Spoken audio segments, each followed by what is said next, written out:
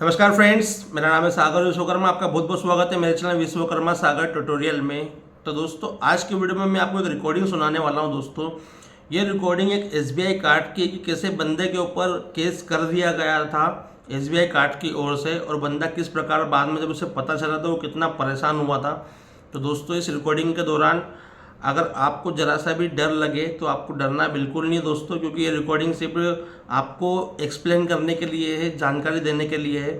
और इसके बाद में इस रिकॉर्डिंग के ऊपर बाद में मैं फुल रिव्यू दूंगा। तो दोस्तों, रिकॉर्डिंग सुनने से पहले अगर आप चैनल पर नहीं तो प्लीज़ चैनल को सब्सक्राइब कर लीजिए, ताकि ऐसी वीडियो का नोटिफिकेशन आपके मन में सबसे पहले पहुंचे। तो दोस्तों, आइए रिकॉर्डिंग सुनते हैं। रिकॉर्डिंग सुनने के बाद में करते हैं इस पर फुल रिव्यू। उन्होंने मेरे को जैसा आपने क्लियर कहा था कि हाँ जी आप मुझे बताइए आप कैसे पे करेंगे। मैंने कहा कि सर मेरे पास पैसे नहीं है। तो ट्रस्ट मी, जेल तक जाने की बात आ जाती है अगर आपके पास पैसा नहीं होता है, क्योंकि हमने हेलो फ्रेंड्स, मेरा नाम संदीप है। मैं दिल्ली का रहने वाला हूँ और मैं आपसे अपने क्रेडिट कार्ड के बिल्स के रिगार्डिंग बात करना चाहूँगा। मैं अपने एसबीआई क्रेडिट कार्ड के बारे में आपसे बात करना चाहूँगा। 2018 में मैंने अपना क्रेडिट कार्ड का बिल कुछ सर्कमस्टांसेस की वजह से पे करना बंद कर दिया था। मैं पे नहीं कर पा रहा था। उसके बाद जैसा कि यूजुअली हम सभी को लगता है कि क्रेडिट कार्ड के बिल्स जो होते हैं अनसिक्योर्ड होते हैं और कुछ होता नहीं है। तो मैं भी इसी मिसकंसेप्शन में मैंने भी बिल पे करने छोड़ दिया। मुझे लगा कि सिर्फ सिबिल ही तो खराब होगी और कुछ भी नहीं होगा लीगल। तो मैंने कुछ भी नहीं किया, पे करना छोड़ दिया।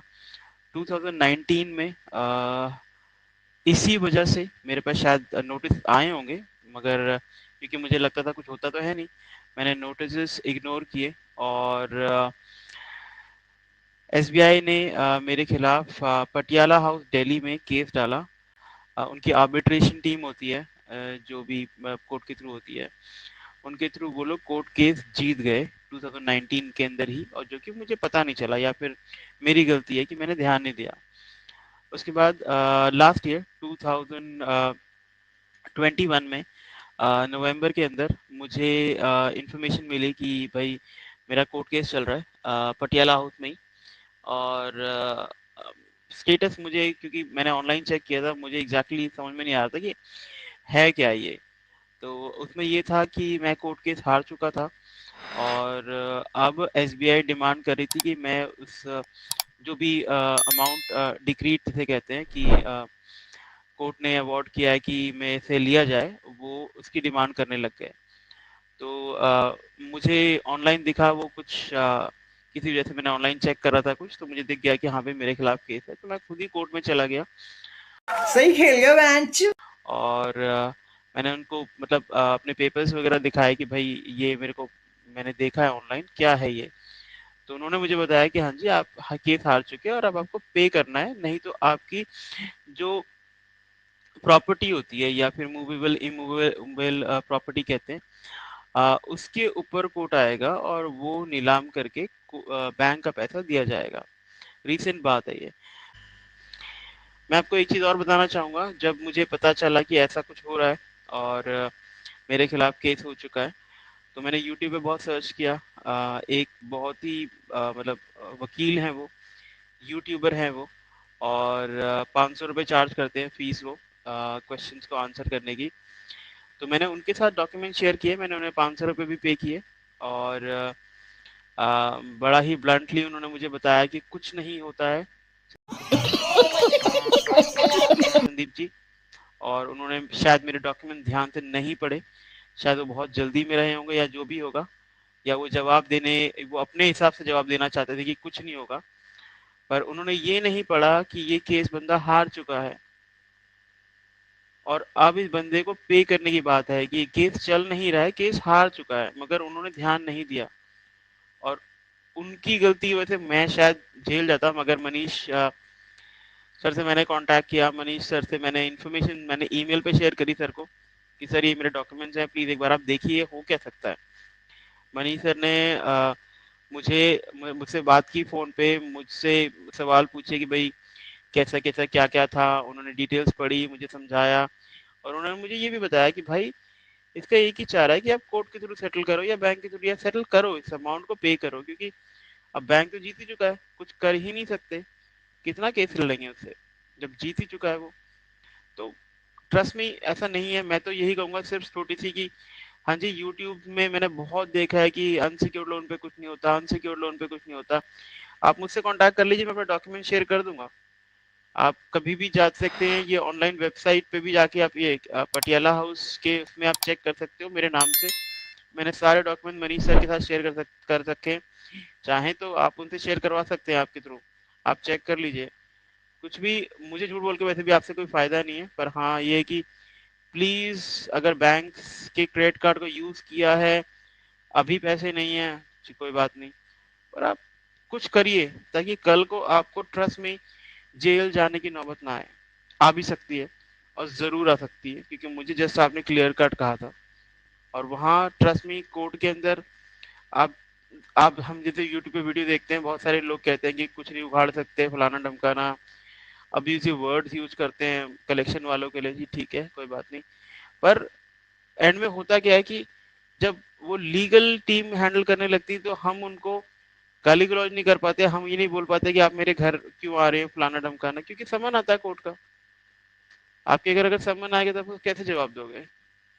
मेरे साथ तो मैं तो खैर चलो ठीक है, मेरी फैमिली ने मेरी हेल्प कर दी, मगर अगर फैमिली पूरी हेल्प ना कर पाती तो क्या होता?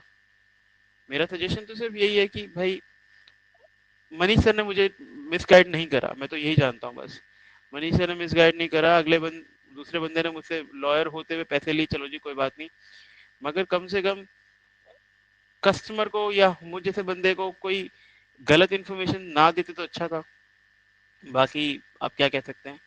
बाकी मैं आप लोगों सभी को सजेस्ट करूंगा कि सर आप अगर आपके लोगों के पास कोई भी क्रेडिट कार्ड ड्यू है या फिर पर्सनल लोन है, उसको पे करें, एटलीस्ट कोशिश करें।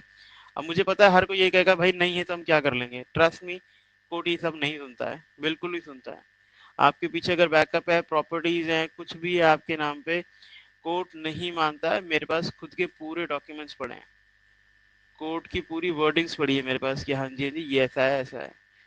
वकील नहीं मानते। अगली बैंक के पास प्रोफेशनल तगड़े वकील होते हैं, आप उनसे लड़ते, हो सकता है अगर आप प्रॉपरली लड़ लें तो कुछ साल लड़ सकते हैं, पर उनसे जीतना मुश्किल नहीं, बहुत मुश्किल है। और जीतेंगे भी किस कंडीशन पे? बैंक तो भाई आपकी प्रॉपर्टी पे कूद जाएगा। आप बोलोगे मेरे पास प्रॉपर्टी नहीं है, मेरे पास ये नहीं है, वो नहीं है, वो आपको जेल तक ले जाएंगे और ले जाएंगे। मेरे साथ तो होने वाले चांसेस थे। तो मैं सिर्फ सिर्फ आप लोगों हार किसी से रिक्वेस्ट करूंगा, प्लीज क्रेडिट कार्ड के बिल्स भी या फिर इन पे प्लीज ध्यान दीजिए। मिसकंसेप्शन में मत रहिए कि कुछ नहीं होगा, कुछ नहीं होगा, जरूर होगा। अगर बैंक अपनी पे आ गया तो हम आप कुछ नहीं कर पाएंगे। हम सिर्फ थर्ड पार्टी से लड़ पाते हैं, जो कलेक्शन वाले आते हैं थर्ड पार्टी वाले, हम उनसे लड़ पाते हैं। बैंक का बंदा आएगा वो नहीं सुनेगा आपकी, वो आपको गलत भी नहीं कहेगा और गलत सुनेगा भी नहीं। और लीगल नोटिस अगर आ गया तो हम आप कुछ नहीं कर सकते उसका। बाकी मेरा नाम संदीप है, मैं दिल्ली दिल्ली के एंड से बोल रहा हूँ। और बाकी फर्दर इन्फॉर्मेशन मनीष सर अगर चाहेंगे तो शेयर कर सकते हैं। Thank you so much.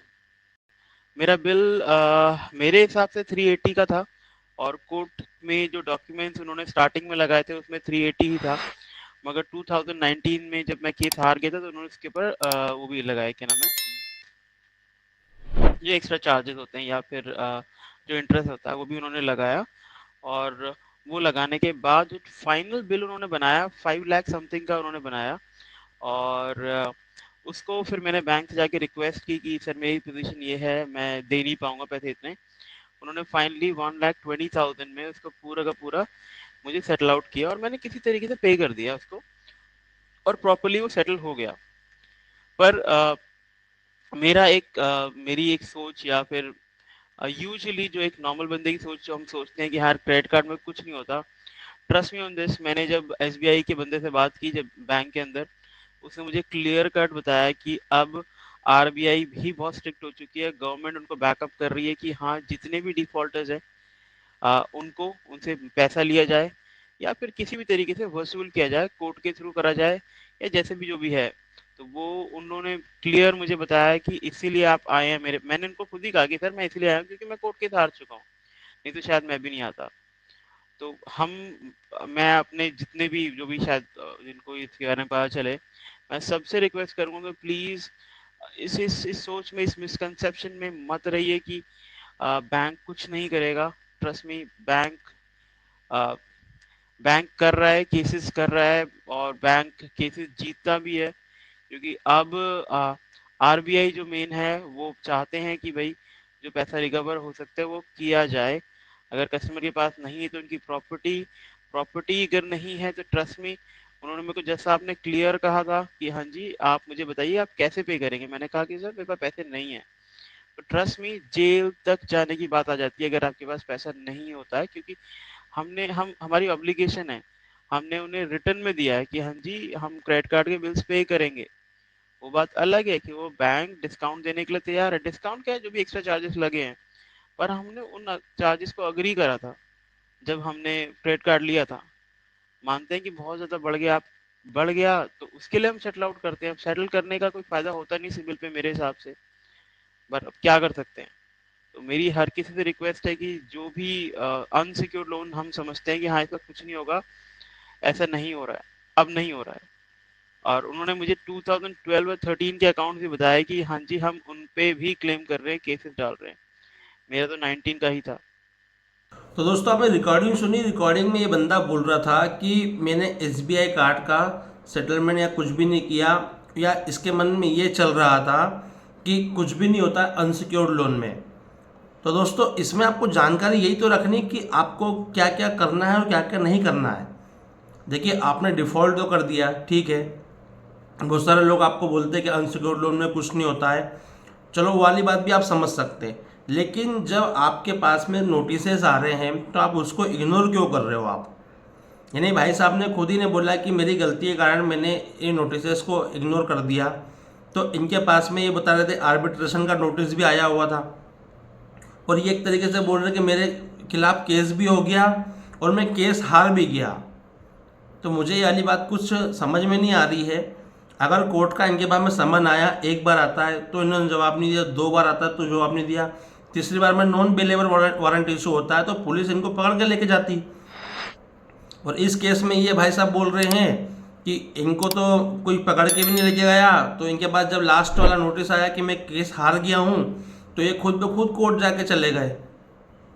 तो मुझे ये वाली बात बिल्कुल समझ में नहीं आ रही कि ये भाई साहब सच बोल रहे हैं कि या ये झूठ बोल रहे हैं, क्योंकि इनकी बात तो मुझे बिल्कुल 1% समझ में नहीं आ रही। अगर नोटिसेस को आप इग्नोर कर रहे हो चलो ठीक है, कोर्ट का नोटिस आ गया, समन आ गया, दूसरा समन आ गया, तीसरे समन में नॉन बेलेबल वारंट इशू होता है।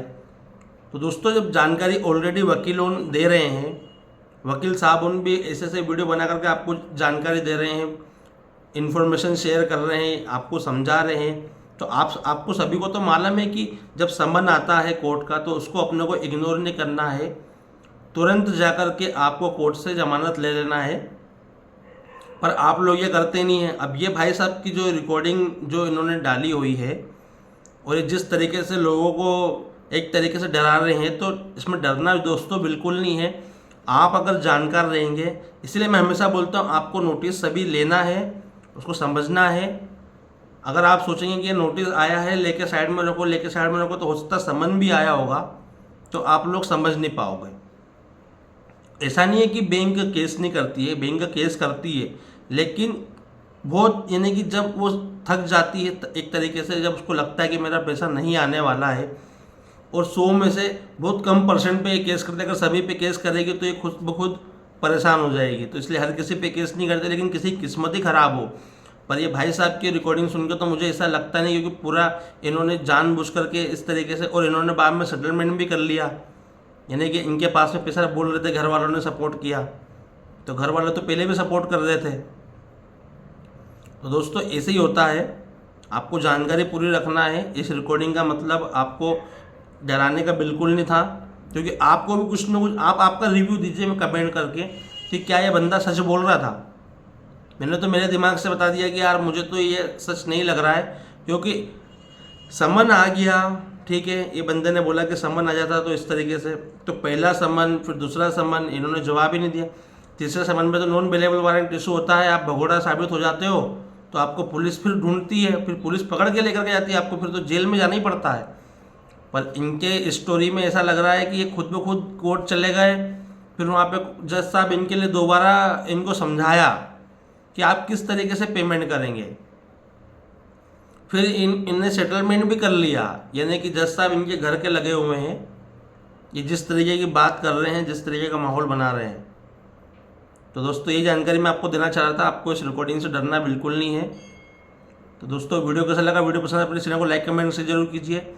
पैसा है तो प्लेन का पूरा पैसा दे दीजिए। नोटिस को आपको बिल्कुल इग्नोर नहीं करना है, हर एक नोटिस को समझना है। नहीं समझ में आ रहे तो आप वकीलों के द्वारा समझ सकते हैं या व्हाट्सअप भी कर सकते हैं दोस्तों। तो दोस्तों वीडियो को जरूर सब्सक्राइब कर लीजिए ताकि ऐसी वीडियो नोटिफिकेशन आपके पास सबसे पहले पहुंचे। पैसा तो प्लेन का पूरा पैसा दे दो, तो स्वस्थ रहो, मस्त रहो, रिकवरी वालों के लिए सख्त रहो। जय हिंद, जय भारत।